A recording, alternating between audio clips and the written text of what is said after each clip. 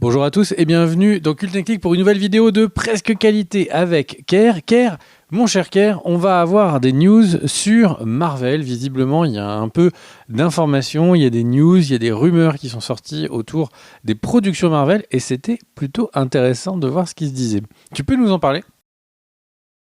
Bah oui, bonjour à tous, bonjour à toi mon cher Greg. Alors oui, il y a eu des news qui sont sorties sur Marvel et dans le cadre de la promo d'un bouquin et j'ai trouvé ça très intéressant, donc du coup on en parle en vidéo avec vous. Des news autour d'un bouquin qui s'ajoutent à des news révélées par The Hollywood Reporter. Je vais vous donner toutes ces news, on va en débattre ensuite avec Greg, parce que ça va avoir des conséquences potentielles énormes sur la suite du MCU. Alors ce bouquin, c'est quoi ? C'est un bouquin qui s'appelle MCU The Reign of Marvel Studios, qui est écrit par 3 auteurs, qui est sorti le 10 octobre aux États-Unis. Un bon gros bouquin donc sur les coulisses du MCU, avec de l'analyse et tout, de 528 pages. Alors, si vous le cherchez en français, pour l'instant, j'ai pas trouvé, moi, d'infos sur une traduction française, mais c'est un gros bouquin. Donc, un peu comme l'encyclopédie Timé, qui vient de sortir aussi sur Marvel. Potentiellement, il y aura une version française. Toujours est-il que dans le cadre de la sortie, il y a bien évidemment une promo des auteurs et la co-autrice du film qui s'appelle Joanna Robinson dans un podcast qui s'appelle The Watch, qui est host par Chris Ryan et Andy Greenwald, elle a balancé quelques trucs assez violents sur Marvel et sur l'avenir de Marvel. J'ai envie de dire, on va commencer par le plus soft. Et après, vraiment, le truc, la bombe, en deuxième partie. Le plus soft, c'est qu'elle revient sur les dernières productions et elle dit, dans le cadre du podcast, que Marvel est conscient que les dernières productions ne sont pas à la hauteur. Pourquoi ? Parce qu'il y a un rejet du public. Alors, voilà, donc là, ils sont lucides. Rejet du public sur Secret Invasion, ok. Et elle parle de Quantum Mania. Et elle dit que oui, en effet, ils sont conscients, donc du côté de Marvel, qu'il y a aussi un rejet concernant Ant-Man et Quantum Mania. Mais ce qu'elle dit est très étonnant, c'est que du côté de Marvel, ils s'y attendaient pas du tout. Mais alors, pas du tout. Secret Invasion, ils en parlent pas, et comme on en parlait dans la dernière vidéo news, il y a eu d'énormes problèmes de production sur Secret Invasion. Je vous la refais très vite, mais globalement, il y a un scénariste, celui de Mr. Robot, qui a été viré au bout d'un an et plus d'un an de travail. Plusieurs scénaristes ont bossé dessus. Il y a eu une guerre entre les scénaristes, les producteurs, enfin tout le monde en interne, qui a fait que la série a failli sombrer, les acteurs partir, et c'est Disney Marvel qui a dû intervenir et mettre un mec un peu plus solide aux commandes pour essayer de sauver les meubles, et ça donne Secret Invasion. Mais alors Quantum Mania, par contre, ils étaient persuadés que le film de Peyton Reed était un super film, que le public allait adorer, et en fait ils se sont confrontés à deux choses. Un, ça n'a pas intéressé le public puisque c'est un des films du MCU qui a fait un des scores au box-office les plus faibles. Il est à 400 millions de dollars. Quand on voit qu'un Avengers fait 2 milliards, vous allez me dire, oui, mais Ant-Man, c'est pas Avengers. On est d'accord. Le problème, c'est qu'il était crucial, ce Quantum Mania, parce que c'est le film qui introduit au cinéma pour la première fois le grand méchant des deux phases qui arrivent, Kang. Vous allez me dire, Kang, on l'a déjà vu dans Loki. Oui, mais pas au cinéma. Et là, on le voit dans Ant-Man. Donc forcément, il était vital pour la suite du MCU que Ant-Man et Quantum Mania cartonnent. Ça n'a pas du tout été le cas. Ça n'a pas non plus été le cas en SVOD sur Disney+. Donc, Quantum Mania n'intéresse pas. Et non seulement ça n'intéresse pas, mais là où Disney a été encore plus surpris, c'est que ceux qui l'ont vu ont trouvé le film plutôt mauvais. Et notamment le traitement de Kang. Et ça, du côté de Disney, c'était une vraie surprise. Donc, il y a plusieurs choses à retenir de ça, et on en débattra après, mon cher Greg, c'est que, ils l'ont pas vu venir, ça peut arriver, ok, ils se croient peut-être plus beaux qu'ils ne le sont, et que ce qu'ils produisent, et deux, s'ils sont conscients que là, ils produisent des trucs pas terribles, forcément, ça va avoir des conséquences. Puisque logiquement, ils vont redresser la barre. Et l'autre truc que balance dans le podcast Joanna Robinson, et qui tu vas voir qui va être lié à ça, c'est que elle glisse, l'air de rien, une petite phrase où elle dit que Kevin Feige, dans un entretien avec eux, a sous-entendu qu'après la diffusion de Secret Wars, donc le deuxième Avengers prévu, qui sort en 2027, il y aura un soft reboot du MCU. Et ça, c'est une bombe. C'est-à-dire que l'idée là, globale de Kevin Feige, ça va être de virer certains personnages qui fonctionnent pas, d'en recaster certains acteurs ou certaines actrices qui fonctionnent pas. Enfin, vraiment, pas un reboot complet. Donc, on va pas revenir au point zéro avec des origin story, revoir des grands méchants qui ont été vaincus, etc. Mais revoir des personnages qu'on a déjà vus et qui étaient campés par d'autres acteurs, ça, c'est possible. Et notamment, alors, ce qui est évoqué dans le podcast, c'est l'utilisation du multiverse. Pourquoi pas on pourrait revoir, par exemple, un autre Captain America, un autre Steve Rogers, mais pas Chris Evans, un autre Iron Man, mais pas Robert Downey Jr., une autre Black Widow, mais pas Scarlett Johansson, etc., etc. Et puis, bien évidemment, l'arrivée des X-Men, qui arrivera au même moment, un autre Wolverine, mais pas Hugh Jackman, etc., etc. Ça, quand même, c'est une très grosse news qui est à prendre avec des pincettes. Elle n'est pas officielle. On n'a pas Kevin Feige qui a dit il y aura un soft reboot. Il l'a dit dans le cadre de l'écriture de ce livre, en sachant pertinemment que les auteurs allaient l'utiliser. Donc, à mon avis, c'est que c'est plutôt réfléchi. Ça peut être une conséquence aussi de la phase 4, qui était globalement décevante, avec des séries de moins bonne facture et des films qui ont globalement davantage déçu qu'ils n'ont satisfait. Pas tous, mais un grand nombre. Et puis, c'est cohérent avec le début de la nouvelle phase, avec Quantum Mania qui est rejeté, Secret Invasion qui est rejeté, qui est accessoirement la série Marvel qui a fait le moins d'audience. Là, Marvel est vraiment pas en forme. Et là, Disney essaye de sauver les meubles et de relancer la machine, la machine Afrique. Avec donc une modification de politique. Et ça correspond un petit peu, mon cher Greg, à ce que disait Hollywood Reporter récemment. Hollywood Reporter annonçait que Disney avait compris que, en termes de séries télé, ce qui plaisait le plus au public, c'était ce qu'ils étaient en train de faire avec Loki. Alors, j'ai l'impression que leur regard est un peu faussé, parce que nous, ce qu'on a aimé en Loki, c'est la qualité de la série, pas le fait qu'il y ait une saison 1 et une saison 2. Et ils ont dit, nous, on va arrêter les séries à format court, qui servent à introduire des nouveaux personnages, comme par exemple Hawkeye, comme par exemple Moon Knight, etc., etc., pour faire des séries qui sont construites pour durer sur plusieurs saisons.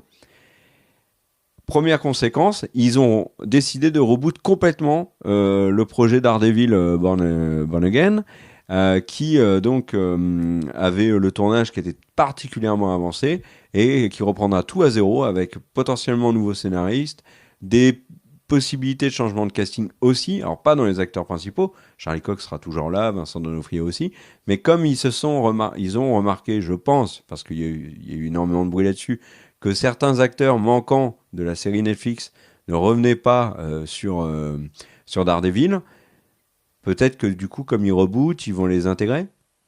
Ça serait une bonne chose. Toujours est-il que voilà, Disney essaye de rectifier un peu les choses sur les séries télé. Bon, voilà, ça fait quand même beaucoup de choses. Donc voilà, grosse news quand même que ce soft reboot, mon cher Greg. T'en penses quoi là de ces annonces? Déjà, est-ce que de ces news, entre guillemets, rumeurs, est-ce que t'y crois et est-ce que ça te paraît cohérent et nécessaire?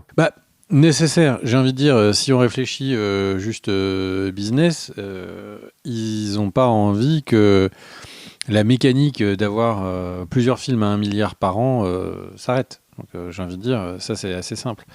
Ils ont des très très gros comics qui n'ont pas été adaptés. Il y a les X-Men qui globalement, il y a beaucoup de choses à adapter. Il y a les 4 Fantastiques qui n'arrivent pas à percer au cinéma, mais sur lequel de nombreux personnages, héros, méchants sont connectés. Il y a évidemment ceux où on a les héros contre les héros, les Avengers contre les X-Men. Et du coup, ça laisse beaucoup de choses en fait à voir, mais c'est sûr que là, on a l'impression que il y a peut-être deux choses. Alors, bien malin, qui pourraient précisément dire ce qui fait fuir le public.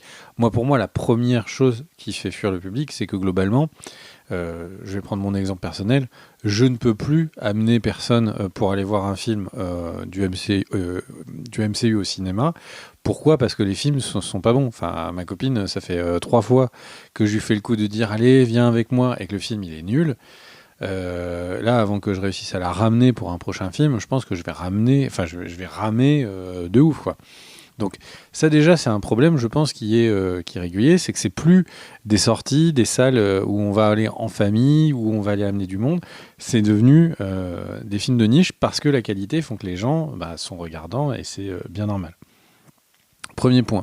Deuxième point, j'ai envie de dire, sans doute que ce qui joue, c'est que les héros qui ont fait les films, donc tout le monde n'a pas lu les comics, et certains sont les super-héros pour eux, c'est Spider-Man, certes, mais c'est Iron Man, Thor, etc. Et Captain America. Et si Thor et si Captain America et Iron Man ne sont plus là, c'est un problème. Donc de faire un soft reboot dans le sens où on aurait un nouveau Captain America et que ce soit multivers ou pas multivers et un nouveau Iron Man, ça paraît assez légitime. Et troisième point, c'est quelque chose où on est impacté, mais beaucoup moins qu'aux États-Unis. Il y a vraiment en ce moment une culture war entre certaines personnes qui trouvent que Disney fait des choix de casting pour des raisons trop politiques et des personnes qui sont contre ça. Et en fait, aux États-Unis, c'est vraiment une course armée avec, on l'a vu dans She-Hulk, Disney qui s'adresse directement à des haters.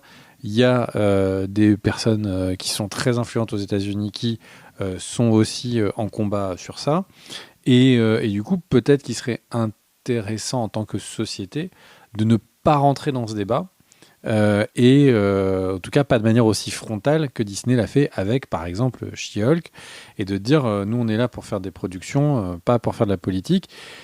Est-ce que c'est moi qui ai envie de l'augmentation de la qualité, le fait de voir le retour des héros et de voir des productions moins politisées peut-être?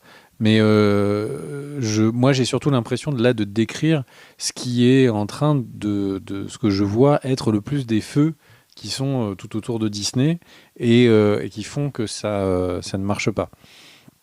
Et du coup, il y a des vrais relents de problèmes qu'il va falloir adresser pour que ça puisse se régler. Ça te fait penser quoi, Claire, toi ? Moi, le soft reboot, je le comprends un peu comme toi sur les personnages.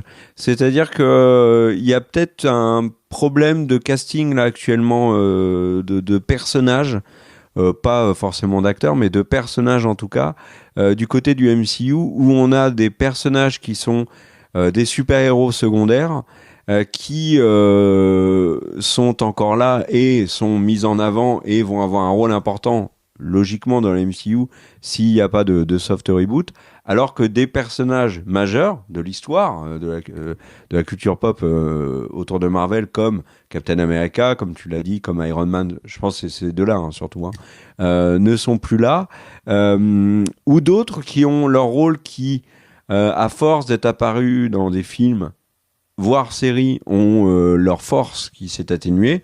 Je pense à Hulk, qui, à mon sens, est très très moyen dans She-Hulk, et à Thor, bien évidemment, qui, au fil des films, et notamment sur le dernier, est moins le Thor asgardien qui peut l'être dans les comics.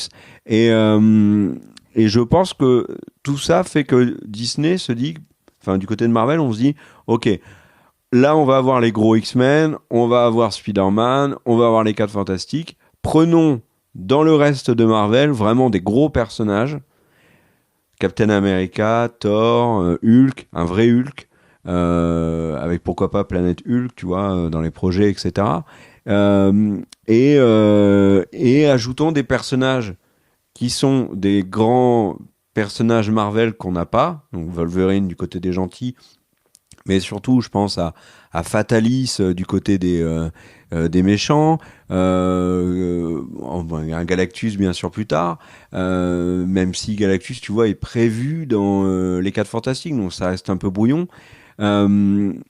Et on ressent tout ça et on refait des films sur des personnages plus forts et ça permet aussi de faire un recast, là pour le coup vraiment des acteurs, de choisir des acteurs, tu vois, comme c'est dans 2027, 2028, 2029, 2030, d'aller chercher les grosses stars de ce moment-là. Je pense que les jeunes acteurs qu'ils ont pris là sur Hawkeye, sur Miss Marvel, enfin c'est des paris, c'est pas des acteurs qui sont très connus, qui sont... Tu vois, si par exemple Spectrum, bon, l'actrice qui joue Spectrum, j'aime bien, mais s'ils avaient pris Zendaya, par exemple, tu vois, ce qu'ils ont fait avec le MCU jusqu'à présent, c'est quand ils ont pris...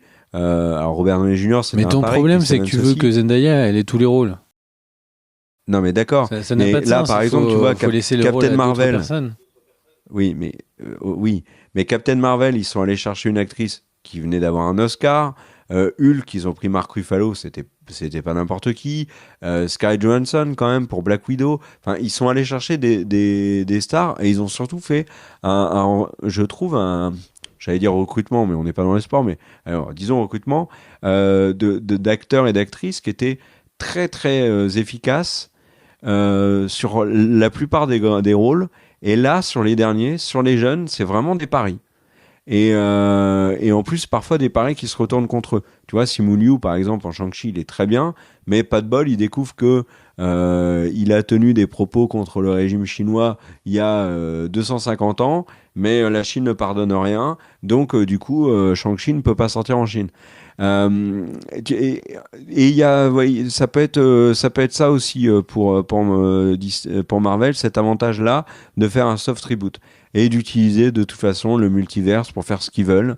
Et comme j'ai pu lire dans la presse américaine autour de ces rumeurs-là, en plus ça correspondrait au reboot de DC, tu vois, qui est à côté. Donc que Marvel fasse un petit reboot alors que à côté DC le fait aussi, c'est pas dramatique. Surtout que Marvel aura potentiellement l'avantage par rapport à DC d'être plus clair. C'est que là, du côté de DC, on a 2-3 Batman différents malgré le reboot. Là, on va avoir du côté de Marvel peut-être quelque chose de plus simple. Et ça leur permettra aussi de changer complètement, ce qui est pour moi un énorme problème. C'est leur politique actuelle sur la sortie de séries et de films. Il y a trop de films, il y a trop de séries, il n'y a pas assez de moyens sur les séries. Il n'y a pas assez d'ambition sur les séries. Les séries ne veulent pas nous raconter quelque chose qui nous captive. Je ne sais pas à quoi servent les séries Marvel, à l'exception de Loki. Ça ne nous raconte rien. À Hawkeye, que nous a raconté Hawkeye? Que nous a raconté Secret Invasion? Ces séries-là ne m'ont jamais captivé, je ne les comprends pas. Et là, potentiellement, trop de contenu, du contenu qui n'est pas à la hauteur, bah, c'est peut-être l'utilisation du soft reboot, ça sera peut-être que des gros films, plus de séries. De toute façon, est-ce que on peut aujourd'hui, en 2023, se projeter sur l'existence encore de Disney+ en 2028, 2029, 2030 ? Qui peut le dire aujourd'hui, franchement? Donc, un soft reboot, peut-être sans série, avec des gros films. Tu parlais d'Avengers contre les X-Men. Pourquoi pas? Il y a d'autres comics. On peut revisiter certains. Tu vois, on peut refaire... je sais pas si c'est possible, je vais peut-être dire une bêtise, mais retravailler sur les pierres d'infinité avec Adam Warlock, par exemple. Refaire Adam Warlock, qui globalement était pas foufou dans les Gardiens de la Galaxie 3. Y a des gros personnages qu'on n'a toujours pas vus. Nova, etc., etc. Donc, ouais, il y a plein de choses à faire pour moi. Bah, tu as bien raison. Il y a énormément de choses à travailler. C'est pour ça qu'on va pas enterrer Marvel. Et il y avait à une époque des films sympathiques. Et il y a eu des films sympathiques. C'est intéressant. En tout cas, ce qui est intéressant, c'est par exemple qu'ils pensaient qu'en toute manière allait être ouf. C'est qu'ils ont travaillé en fait trop proche du banc d'étalonnage, quoi. Enfin, trop proche du bon montage. Et je pense que c'est pour ça qu'ils ont eu du mal à voir peut-être que le film était trop vide. Et je pense que ça montre bien, parce que Quantum Mania, sur la table, ils mettent des très bons acteurs, vraiment des très très bons acteurs, hein, si on regarde Quantum Mania, le casting. À côté de ça, ils mettent du coup une scène qui est censée être du niveau d'un Star Wars et tout. C'est juste que tout est mal fait, tout est trop une sauce déjà préfaite. On est vraiment sur de la nourriture industrielle qui perd son goût. Et voilà, et du coup, c'est assez dommage. Je te laisse le mot de la fin, mon cher Car. Ouais, tu disais on n'enterre pas Marvel, mais tu vois, vu la situation actuelle de Marvel et le tournant et ce qui a été annoncé sur la phase 5, la phase 6, moi je suis pas du tout confiant, et s'ils pouvaient faire un soft reboot avant, moi je signe. Hein. Et plein de séries qui pourraient être annulées, il n'y a pas de problème. Certains films qui pourraient sauter, ça me dérangerait pas. Quantum Mania m'a vraiment, et Secret Invasion m'ont vraiment vacciné. Et là, comme ils ont le personnage de Loki qui est très apprécié, qu'ils ont une série qui est quand même plutôt quali, et la volonté des créateurs de Loki de faire de Loki un personnage important dans l'avenir du MCU, mais ils peuvent carrément mettre Loki en personnage presque central d'un nouveau MCU, où en fait c'est lui qui ouvre une nouvelle timeline avec de nouveaux personnages, et pouf, le soft reboot on l'a avant. Ils ont pas tellement avancé que ça sur Secret Wars et le truc sur Kang, le premier. Ils peuvent utiliser la grève des scénaristes et la grève des acteurs pour dire bon, on a pris énormément de retard, on n'est pas satisfait du travail qui a été fait aussi avant, bon, on revoit nos plans.